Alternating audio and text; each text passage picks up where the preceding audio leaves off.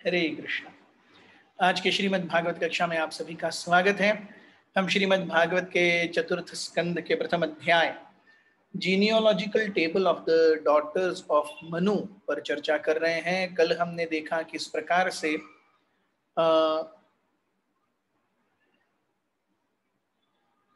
स्वयंभुव मनु के बाकी जो पुत्रियां हैं, प्रसूति, अकुति और प्रियव्रत और उत्तानपाद, ये दो पुत्र, इनकी वंशावली के बारे में हम यहाँ पर पढ़ेंगे। तो कल हमने देखा किस प्रकार से अकुति का विवाह रुचि नामक साधु से हुआ और अकुति और रुचि से एक पुत्र और एक पुत्री यज्ञ और दक्षिणा उत्पन्न हुए। यज्ञ को स्वयंभुव मनु ने अपने बेटे के रूप में दत्तक ले लिया, इनहेरिटेंस में ले लिया, और आगे जा करके दक्षिणा और यज्ञ दोनों का विवाह हुआ। और दक्षिणा और यज्ञ के विवाह से 12 अपत्यों, 12 पुत्रों की उत्पत्ति हुई। उनके नाम हमने देखे, जिनको तुषित के नाम से जाना गया, और वो सभी स्वयंभुव मनु के समय में अलग अलग देवतागण बने, जिन्होंने अलग अलग उत्तरदायित्वों को संभाला। प्रसूति का विवाह ब्रह्मा जी के पुत्र दक्ष से हुआ। हमने देखा कि प्रसूति ने प्रैक्टिकली इतने अपत्य पैदा किए कि labour room is called as प्रसूति गृह आज भी। फिर हमने देखा कि कर्दम मुनि और देवाहुति की जो 9 कन्याएं हैं, उनका विवाह कैसे हुआ। कर्दम मुनि की बेटी कला का विवाह मरीचि से हुआ, प्रजापति मरीचि से हुआ, और उनसे 2 पुत्र, एक पुत्र और 2 पुत्र हुए, कश्यप और पूर्णिमा।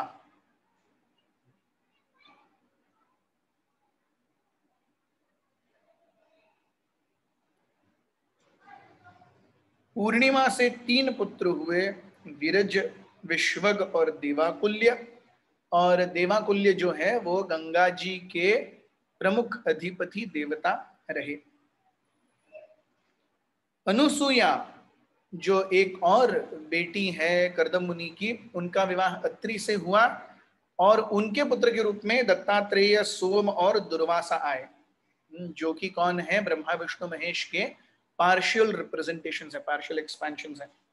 और यहाँ पे प्रश्न आता है कि इस प्रकार कैसे हुआ। हमने देखा, मैत्रेय मुनि कहते हैं कि जब ब्रह्मा जी से अत्रि मुनि को आदेश आया कि आपने प्रजापति बन के इस पूरे ब्रह्मांड के प्रजोत्पादन का कार्य स्वीकारना है, तो अत्रि और अनुसुया दोनों ही भगवान की सेवा में लग गए, भगवान की अनंत तपस्या की। वो निर्विंध्य वृक्ष नामक एक पर्वत पर गए, जिसके पास में नदी बहती है निर्विंध्य करके, और उस निर्विंध्य नदी के पास में एक बहुत सुंदर उपवन है, जहां पर वो तपस्या करने लगे। प्रैक्टिकली अत्रि ने एक पैर पर खड़े रहकर, केवल सांसों पर जीवित रह करके, बिना कुछ खाए पिए 100 वर्षों तक तपस्या की। वे सोच रहे थे कि भगवान जो कि पूर्ण पुरुषोत्तम परमेश्वर हैं, वो मेरी तपस्या से प्रसन्न हो और मुझे उनके समान ही एक पुत्र दें। तो वहां से हम आज की श्रृंखला शुरू करेंगे, श्लोक क्रमांक 21 से। ओम ज्ञानतिमिरन्धस्य ज्ञानाञ्जनशलाकया चक्षुरुन्मिलितं येन तस्मै श्रीगुरवे नमः। श्रीचैतन्यमनोभीष्टं स्थापितं येन भूतले स्वयं रूपः कदा मह्यं ददाति स्वपदान्तिकं। वन्देऽहं श्रीगुरुः श्रीयुतापदकमलं श्रीगुरून् वैष्णवांश्च। श्रीरूपं साग्रजातं सहगणरघुनाथान्वितं तं सजीवं साद्वैतं सावधूतं परिजनसहितं कृष्णचैतन्यदेवं श्रीराधाकृष्णपादान् सहगणललिता श्रीविशाखान्वितांश्च। हे कृष्ण करुणा सिंधु दीनबंधु जगत्पते गोपेश गोपिका कांत राधा कांत नमोस्तुते। तप्त कांचन गौरांगी राधे वृंदावनेश्वरी वृषभानुसुते देवी प्रणमामि हरिप्रिय। जय श्री कृष्ण चैतन्य प्रभु नित्यानंद श्री अद्वैत गदाधर श्रीवास आदि गौर भक्तवृंद। हरे कृष्ण कृष्ण कृष्ण हरे हरे, हरे राम राम राम हरे हरे। श्लोक क्रमांक 21। तप्यमानं त्रिभुवनं प्राणायामैकधा मेधसाग्निना निर्गतेन मुनेर्मर्दुः समीक्ष्य प्रभवस्त्रयः। While Atri Muni was engaged in these severe austerities, a blazing fire came out of his head by virtue of his breathing exercise. And that fire was seen by the three principal deities of the three worlds. अगर हमने भागवत पढ़ी है तो this kind of austerity is something similar to what Hiranyakashipu did. Hiranyakashipu ने एक पैर पर खड़े रहकर अपने पूरे ब्रीदिंग को कंट्रोल करके बिना खाए पिए 60,000 वर्षों तक तपस्या की थी। और ऐसे में उनके ब्रह्मरंध्र से अग्नि की ज्वालाएं आ रही थी। तपस्या के कारण उनके ब्रह्मरंध्र से अग्नि की ज्वालाएं आ रही थी। इतनी भयंकर ज्वालाएं आ रही थी कि पूरा ब्रह्मांड तप गया। और देवतागण जाकर के ब्रह्मा जी से पूछते हैं कि अरे ये क्या हो रहा है, इतनी महाभयंकर ज्वाला, इतनी गर्मी क्यों हो रही है। तब ब्रह्मा जी कहते हैं कि ये कौन है, हिरण्यकशिपु है, जो मुझसे वर प्राप्त करने के लिए मेरी उपासना कर रहा है। So this is similar type of penance. एक पैर पर खड़े रहकर 100 वर्षों तक की उन्होंने तपस्या। लेकिन हम देखते हैं दोनों के मंशा में, दोनों के रीजन में बहुत बड़ा अंतर है।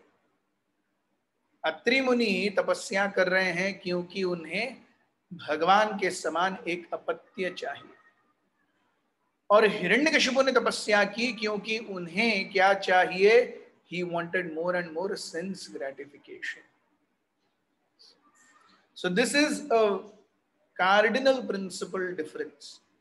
दोनों ही तपस्या कर रहे हैं। अब तपस्या तो हम देखते हैं, तपस्या भगवद गीता में भगवान कहते हैं कि अरे तपस्या, यज्ञ, दान और तप, ये तीनों चीजें कभी भी किसी भी व्यक्ति को, सन्यासी को भी नहीं छोड़नी चाहिए। यज्ञ, दान और तप।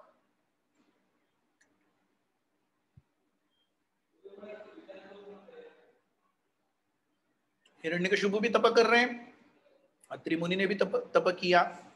तो हिरण्यकशिपु ने तप किया, वो असुर कैसे बन गए? हिरण्यकशिपु ने तप किया, लेकिन उसका उद्देश्य भगवान को प्रसन्न करना कदापि नहीं था। This is very important. तो इसीलिए हम देखते हैं, हमने पहले भी ये कहा था कि every religious man need not be a devotee, but every devotee is definitely religious. Yes. So यहाँ पे अत्रि मुनि is a devotee, he is religious, but Hiranyakashipu, he is religious but he is not devotee. श्लोक क्रमांक 22। अप्सरो मुनिर्गंधर्व सिद्ध विद्याधरोरगैः वितायमान यशसस्तदाश्रम पदं ययुः। At that time, the three deities approached the hermitage of Atri Muni, accompanied by denizens of heavenly planets such as celestial beauties, Gandharvas, Siddhas, Vidyadharas, Nagas. Thus they entered the ashram of the great sage who had become famous by his austerity. तो इतनी तपस्या की कि भगवान स्वयं उनके घर में गए। So here we see भक्ति सिद्धांत सरस्वती ठाकुर कैसे कहते हैं, don't try to see Krishna, but try to serve Krishna in such a way that Krishna wants to see you. तो अत्रि मुनि को भगवान से क्या चाहिए था, उनके समान एक पुत्र चाहिए था। तो उन्होंने भगवान की तपस्या की। And Krishna himself went to meet Atri मुनि। यस। श्लोक क्रमांक 23। तत्प्रादुर्भाव संयोग विद्योतीतमनामुनिः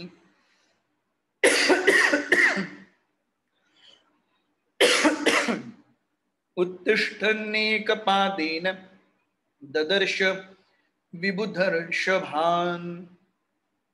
The sage was standing on one leg, but as soon as he saw the three deities had appeared before him, he was so pleased to see them all together that despite great difficulty, he approached them on one leg.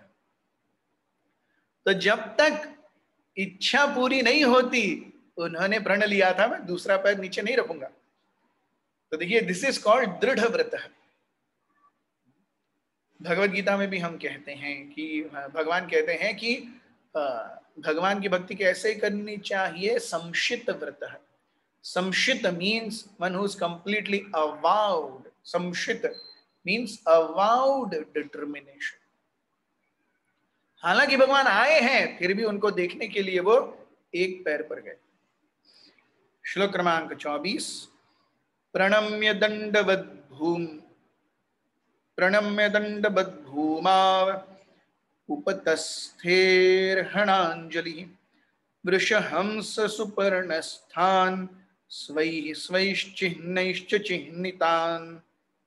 Thereafter he began to offer prayers to the three deities who were seated on different carriers, a bull, a swan, and Garuda, and who held in their hands a drum, kushagras, and discus.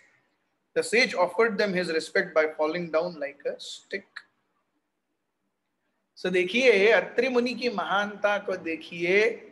एक नहीं, तीन तीन भगवान आए. तीन तीन भगवान अपने वाहनों पर बैठ करके आए हैं. तो शिव जी नंदी पर बैठकर आए हैं, ब्रह्मा जी हंस के ऊपर बैठकर आए हैं, और भगवान विष्णु गरुड़ जी के ऊपर बैठ करके आए हैं. तीनों अपने आयुध भी लेकर के आए हैं. सो भगवान शिव वो डमरू लेकर के आए हैं, ब्रह्मा जी कुशाग्रास लेकर के आए हैं, और भगवान विष्णु सुदर्शन चक्र लेकर के आए हैं. तो प्रणम्य दंडवत अभूत. दंडवत, दंड मीन्स अ रॉड, स्ट्रेट. इसलिए हम भगवान को जब प्रणाम करते हैं, दंडवत, दंडवत जैसे दंड गिरता है वैसे एक भक्त को भगवान के सामने गिरना चाहिए. दंडवत, वत माने उसके जैसा. दंडा कैसे गिरेगा, छोड़ दिया तो ठक, उसी प्रकार से हम पूरे. सो दंडवत प्रणाम. So whenever we see our superiors, one must do Dandavat Pranam. श्लोक क्रमांक 25. कृपावलोकेन हसद्वन हसद वदनेनोपलम्भितान् तद्रोश्चिषा प्रतिहते निमिल्य मुनिरक्षिणी.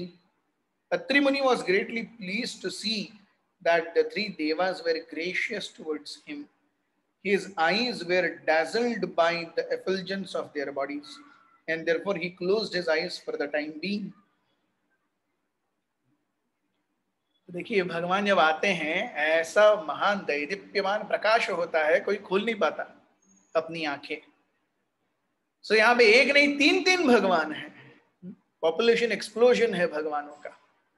भगवान भी हैं, उनके वाहन भी हैं, उनके आयुध भी हैं, हर कोई है.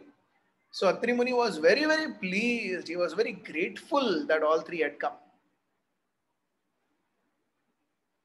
श्लोक क्रमांक 26 और 27.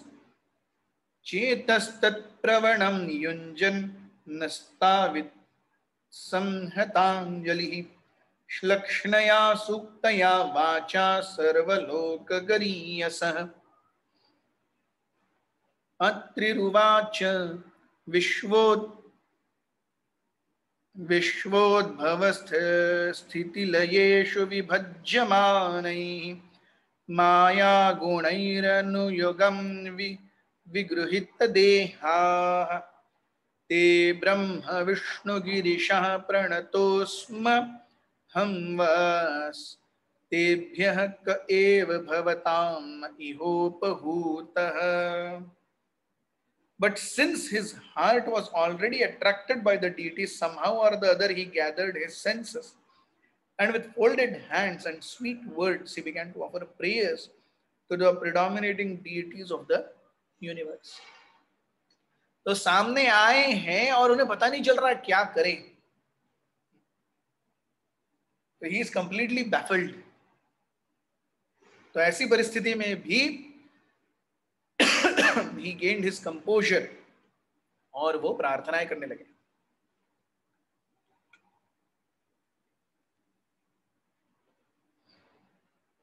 अत्रि मुनि ने कहा, O Lord Brahma, Lord Vishnu and Lord Shiva, you have divided yourself into three bodies by accepting three modes of material nature, as you do in every millennium for the creation, maintenance and dissolution of the cosmic manifestation. I offer my respectful obeisances unto all of you and beg to inquire whom of you three I have called by my prayer. तो अत्रि मुनि उन्होंने कहा था, जो भी पूर्ण पुरुषोत्तम परमेश्वर हैं आ जाइए. अब तीन तीन आ गए, अब क्या करें? यस. सो अब अत्रि मुनि स्वयं कहते हैं कि आप एक ही हैं, एक ही आप हैं. आपने अपने आप को तीन भागों में विभाजित कर लिया है प्रकृति के तीन गुणों को संभालने के लिए, सत्व, रज और तम. अब आप बताइए कि एक्चुअली मैंने किसको बुलाया? सो अत्रि मुनि ने जगदीश्वर को बुलाया था. अब जगदीश्वर तो तीनों हैं, तो तीनों आ गए. Yes. So in fact, Atri Rishi was doubtful about the constitutional position of the Supreme Lord Vishnu, but he was quite certain that the Lord of the universe cannot be one of the creatures created by Maya. His very inquiry about whom he had called indicates that he was in doubt about the constitutional position of the Lord. तो वो भी नहीं समझ पा रहे थे कौन है भगवान. So he was not completely convinced in तीनों में, आप तीनों में से पूर्ण पुरुषोत्तम सही में जगदीश्वर कौन है? श्लोक क्रमांक 28. एको मयेह भगवान विविध प्रधानैः चित्तीकृतः प्रजनयनाय कथं नु यूयम् अत्रागतास्तनुभृतां मनसोऽपि दूरात् ब्रूत प्रसीद महानिह विस्मयो मे. I called for the Supreme Personality of Godhead, desiring a son like him, and I thought of him only. But although he is far beyond the mental speculation of man, all three of you have come here. Kindly let me know how you have come, for I am greatly bewildered about this. हम देखते हैं अत्रि मुनि स्वयं मोहित हैं, विस्मित हैं कि हमने तो भाई एक ही के लिए प्रार्थना की, यहाँ तो तीन तीन सामने खड़े हैं. तो conversation comes back to again Maitreya Muni and Vidurji, the original conversation. श्लोक क्रमांक 29. मैत्रेय उवाच इति तस्य वचं श्रुत्वा त्रयस्ते विबुधर्षभाः प्रत्याहुः श्लक्ष्णया वाचा प्रहस्य तं ऋषिं प्रभो. The great sage Maitreya continued. Upon hearing Atri Muni speak in that way, the three great deities smiled and they replied in the following sweet words. तो तीनों प्रसन्न हुए और तीनों कहने लगे. देवाः उचुः, प्लूरल. देवाः प्लूरल, उवाच इस सिंगुलर, क्योंकि ये बहुत तीनों कह रहे हैं तो उचुः. यथा कृतस्ते संकल्पो भाव्यं तेनैव नान्यथा सत्संकल्पस्य ते ब्रह्मन् यद्वै ध्यायति ते वयम्. The three deities told Atri Muni, Dear Brahmana, you are perfect in your determination, and therefore, as you have decided, so it will happen. It will not happen otherwise. We are all the same person upon whom you were meditating, and therefore we all have come to you. तो वो भी तीनों, अब अत्रि मुनि स्वयं bewildered है, ये तीनों भी अपनी कसर नहीं छोड़ रहे अत्रि मुनि को पूरी तरह से और विस्मित करने के लिए. सो हम देखते हैं कि टेक्स्ट 31 आगे क्या होता है। अथास्मदंश भूतांस्ते आत्मजालोक विश्रुताः भवितारोंग भद्रम ते विस्तृप्यन्ति च ते यशः। You will have sons who will represent a partial manifestation of our potency.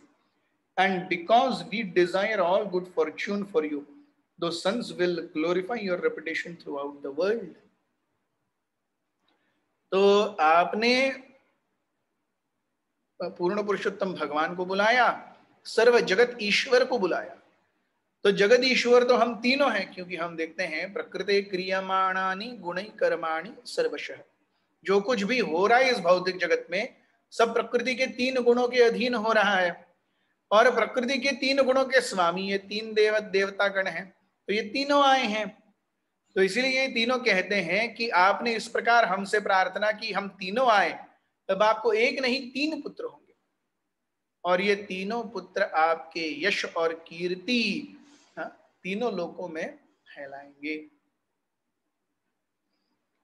श्लोक क्रमांक 32। एवं कामवरम दत्त्वा प्रतिजग्मुः सुरेश्वराः सभाजितास्तयोः सम्यक् दंपत्योर्भीषतोस्ततः। Thus, while the couple looked on, the three deities Brahma, Vishnu and Maheshwar disappeared from that place after bestowing upon Atri Muni the benediction. तो तीनों वरदान दे करके अंतर्धान हो गए। श्लोक क्रमांक 33। सोमो भूत ब्रह्मणोंशेन दत्तो विष्णोस्तु योगवित् दुर्वासाः शंकरस्यांशो निबोधांगीरसः प्रजाः। Thereafter, from the partial representation of Brahma, the moon god was born of them. From the partial representation of Vishnu, the great mystic Dattatreya was born.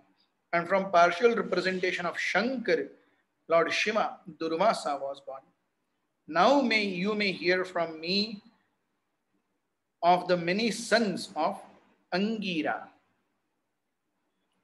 तो विदुर मुनि ने प्रश्न किया था कि ये तीनों कैसे आए, ये तीनों पुत्र तीनों महान देवताओं के स्व अंश कैसे उत्पन्न हुए। तो मैत्रेय मुनि ने ये पूरी कथा बताई कि कैसे हुआ। क्योंकि अत्रि मुनि ने प्रार्थना की थी जगदीश्वर को आने की। जगत के ईश्वर तीन हैं, तीनों आए और उन्होंने कहा कि आपकी इच्छा है पुत्र प्राप्ति की, तो आपको एक नहीं तीन पुत्र प्राप्त होंगे। और इसके बाद ब्रह्मा, विष्णु और महेश से सोम, दत्तात्रेय और दुर्वासा, इन तीनों partial representations of the three principal deities. अब उसके बाद अंगिरा मुनि के बारे में मैत्रेय मुनि बताना शुरू करते हैं। श्लोक क्रमांक 34। श्रद्धात्वंगिरसः पत्नी चतस्रो सूतकन्यकाः सिनिवालिकुः राका चतुर्थ नुमतिस्तथा। सो श्रद्धा, हम कर्दम मुनि के एक एक पुत्रियों की वंशावली को देख रहे हैं। यस, सो हमने देखा कि कला और मरीचि इनकी शादी हुई, उनसे तीन जो देव आए, उनमें से एक देवाकुल्य थे। उसके बाद में दूसरी ये पत्नी, दूसरी बेटी अत्रि, अनुसुया का विवाह अत्रि से हुआ, उनसे ये तीन बेटे आए। अब इसके बाद में अंगिरस, श्रद्धा जो कि कर्दम मुनि की एक बेटी है, तो श्रद्धा का विवाह अंगिरस से हुआ। उन्होंने चार बेटियों को जन्म दिया, सिनिवाली, कुहू, राका और अनुमति।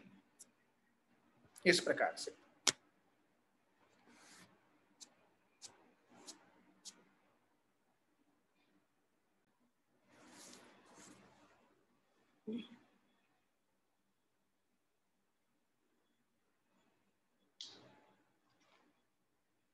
टेक्स्ट 35।